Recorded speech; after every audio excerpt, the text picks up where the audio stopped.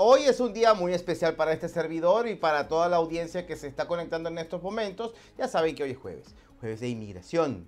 Y precisamente presentamos al invitado correspondiente para el día de hoy, John de la Vega.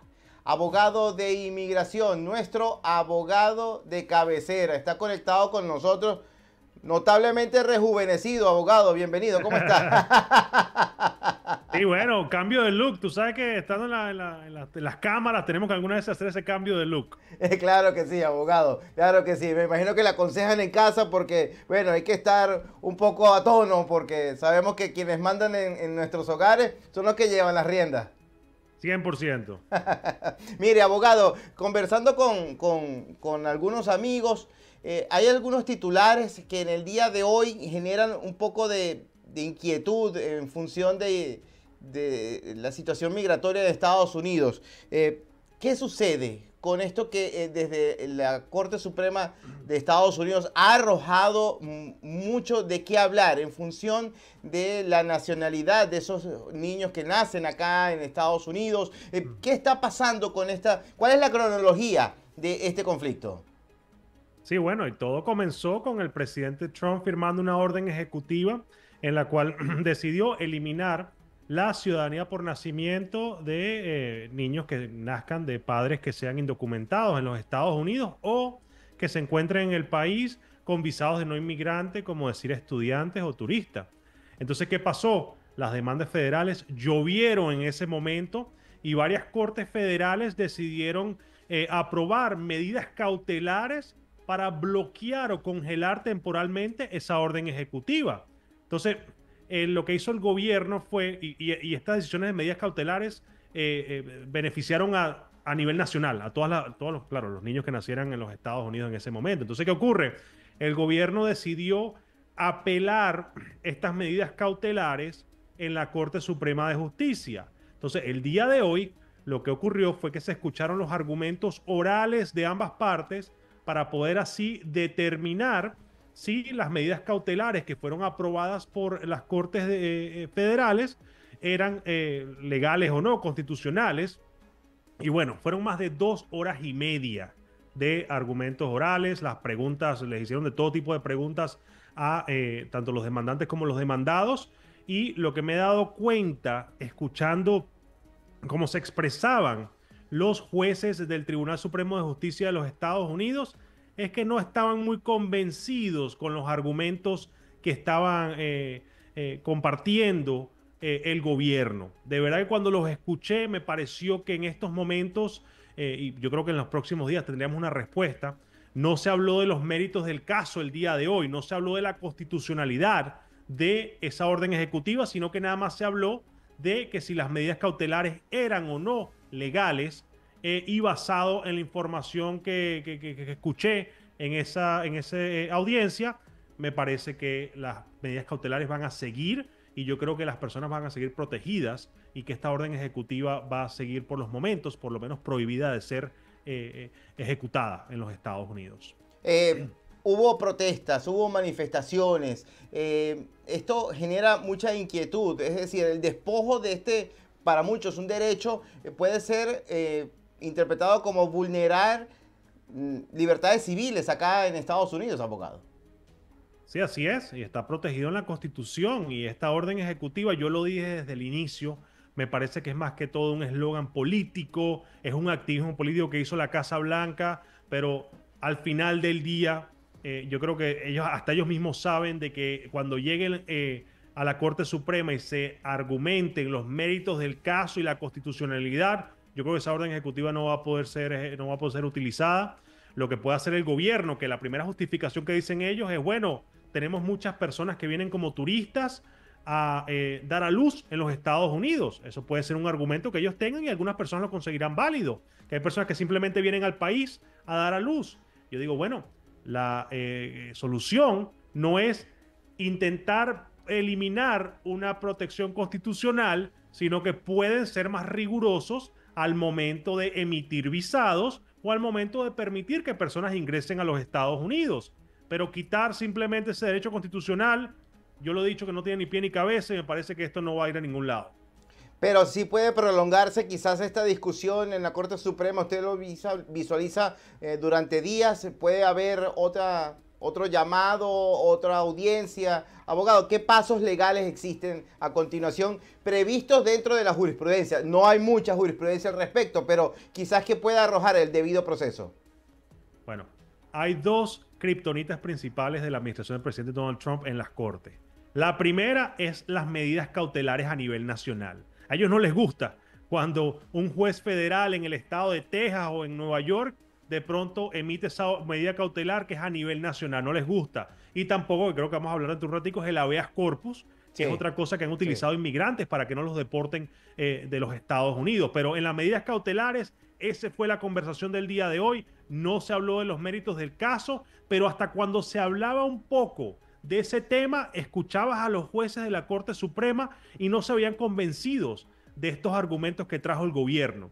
Así que yo creo que, mi opinión personal, esto no lo dijo la Corte, es que va a estar protegido este derecho constitucional de, al momento de nacer en los Estados Unidos, eres automáticamente ciudadano. Yo creo que se va a preservar esto. Estamos conversando con John de la Vega. John de la Vega es nuestro abogado de inmigración de cabecera de este programa en Esto es América. Paralelamente, mientras estamos conversando, va a aparecer allí la información sobre cualquier conexión, cualquier consulta que deba usted como televidente, integrante de la comunidad estadounidense, y siquiera alguna aclaratoria en materia de inmigración. Allí están todos los métodos de contacto con el despacho de John de la Vega.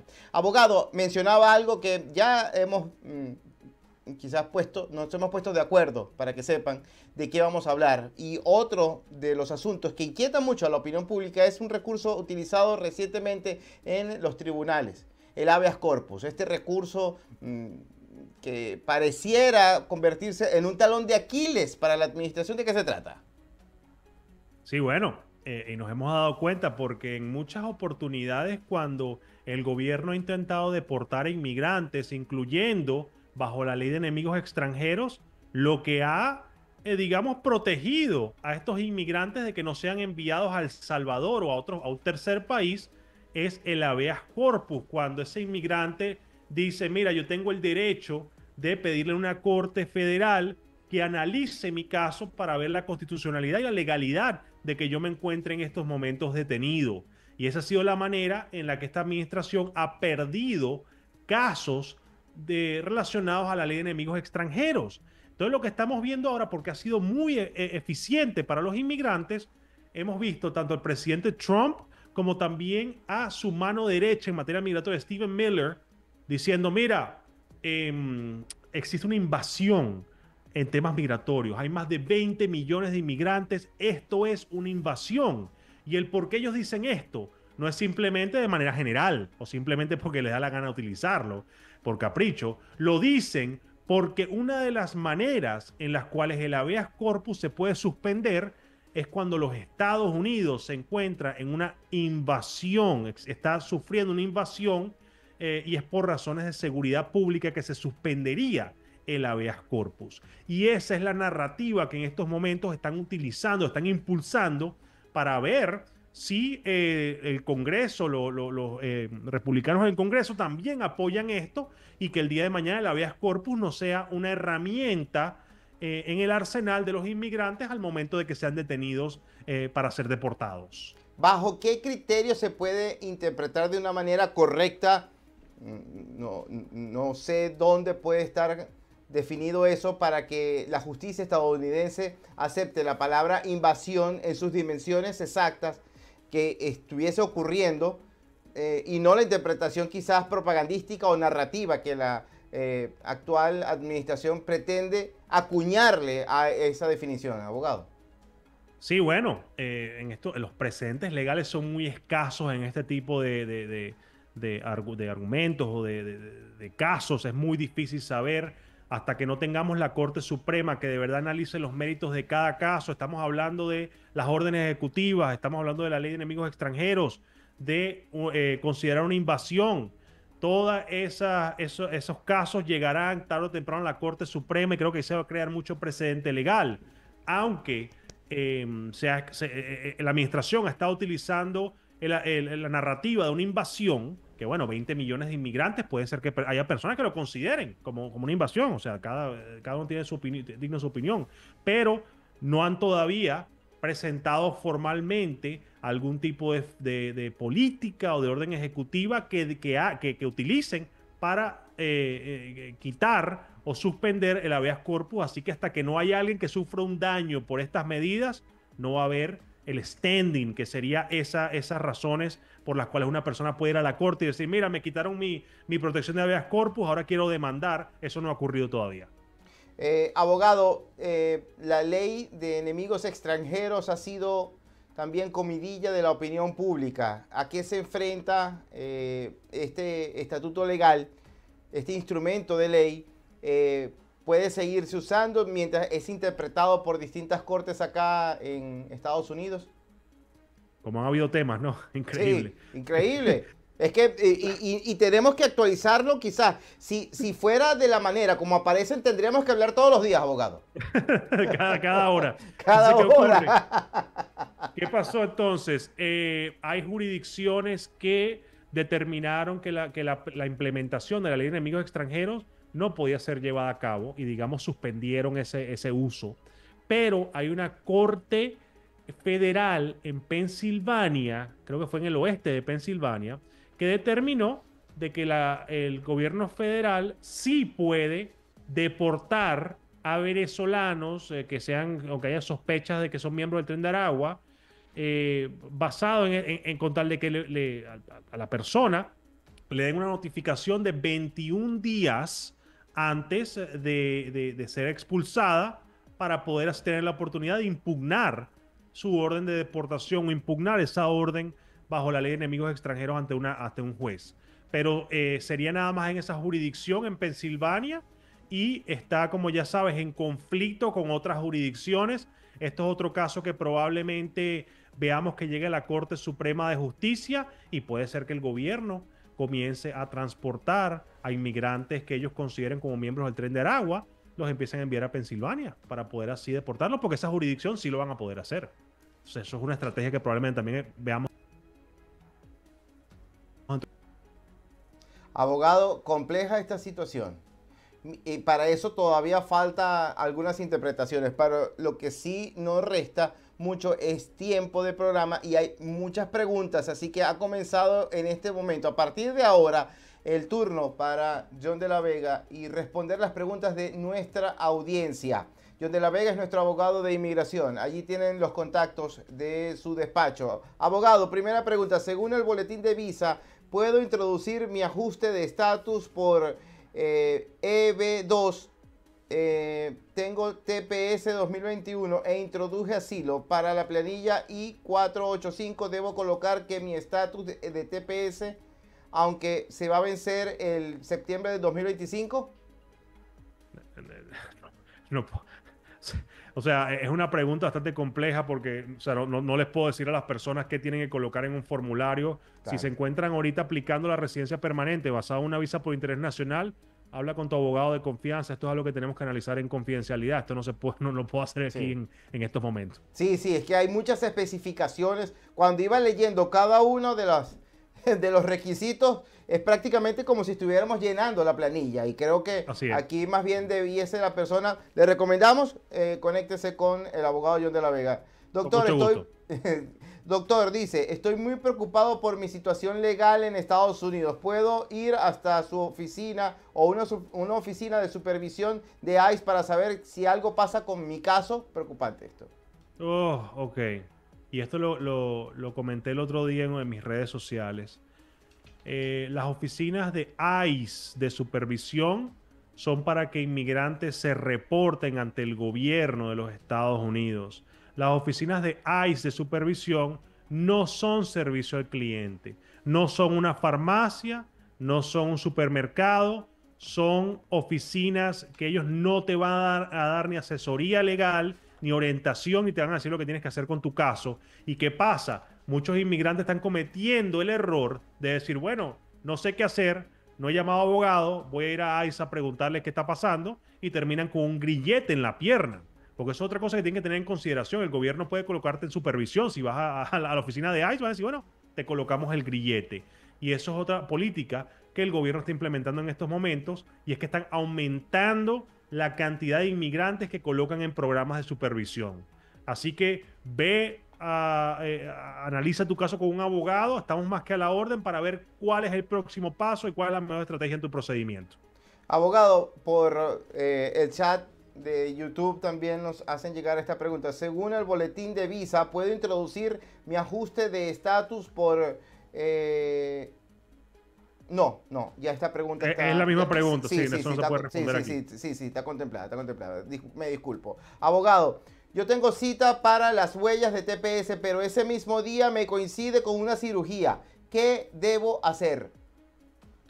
Ok.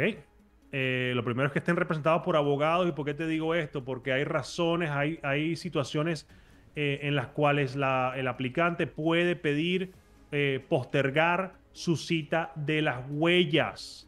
Entonces eso es algo que sí existe, que hay viabilidad, pero hay que contactar al servicio de inmigración y hay que ver la razón del por qué está pasando en su caso, para ver si existe alguna posibilidad. Algunas veces la cita de las huellas toma literalmente 10, 15 minutos.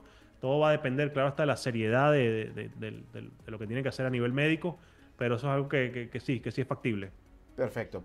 Abogado, si el gobierno de Estados Unidos dio una alerta a sus ciudadanos de no viajar a Venezuela porque representa un peligro, ¿por qué insiste en eliminar el TPS y el parol humanitario si sabe que es peligroso que nos regresen al país? La misma pregunta que he hecho yo también en las redes sociales, que por qué el gobierno, si determina de que Venezuela ni siquiera se puede viajar, porque el Departamento de Seguridad Nacional dice que Venezuela se ha arreglado en ciertas áreas o ha mejorado en ciertos aspectos. Esto me parece de verdad que es algo inconsistente, incongruente, y hay que seguir presionando, hay que seguir compartiendo esa información con el secretario Marco Rubio, con el Departamento de Seguridad Nacional. No tiene ni pie ni cabeza, y espero que en las cortes se pueda demostrar esto para que continúe el programa de TPS. Abogado, dice esta persona, leí que unos congresistas presentaron un proyecto de ley para otorgar TPS a los venezolanos. ¿Eso cómo nos va a beneficiar a quienes esperamos mejorar nuestra situación migratoria permanente en Estados Unidos? Un error que cometen muchísimas personas pensando que cómo funciona el TPS. Sí, la figura del TPS fue inicialmente aprobada a nivel legislativo, pero el secretario o la secretaria del Departamento de Seguridad Nacional es la que decide si se aprueba o no, si se extiende o no un TPS. Ahora, en la figura el TPS de los venezolanos fue aprobado por el secretario del Departamento de Seguridad Nacional, Alejandro Mayorkas, no fue por el Congreso. Entonces, ¿qué ocurre? Pueden haber opciones en las cuales el Congreso pueda aprobarlo. Creo que va a haber mucha presión, mucha fricción allí, y acuérdate que al final del día tendría que ser firmado y aprobado por el presidente de los Estados Unidos cuando le llegue ese proyecto de ley, así que creo que el porcentaje es extremadamente bajo. Abogado, siguiente pregunta. ¿Qué pasa si me mudo mientras el servicio de inmigración está todavía procesando mi caso? Tienes que hacer un cambio de dirección, siempre. Cada vez que te mudas tienes que hacer un cambio de dirección. Si quisiera solicitar visa EB2, interés nacional, soy profesional y mi esposa también, ¿qué tiempo puede durar desde que se inicia el proceso hasta que salga? De 10 a 14 meses más o menos. Abogado, vamos hacia un análisis que la gente pide sobre ley de enemigos extranjeros. Si una jueza federal en Pensilvania autorizó deportaciones aceleradas de venezolanos bajo la ley de enemigos extranjeros, ¿esto significa que pueden seguir llevándose a los inmigrantes que tengan tatuajes sin importar que no somos delincuentes? Bueno, es que todo al final del día va a ser dependiendo del nivel de trust, de confianza que le tienes al Departamento de Seguridad Nacional de los Estados Unidos.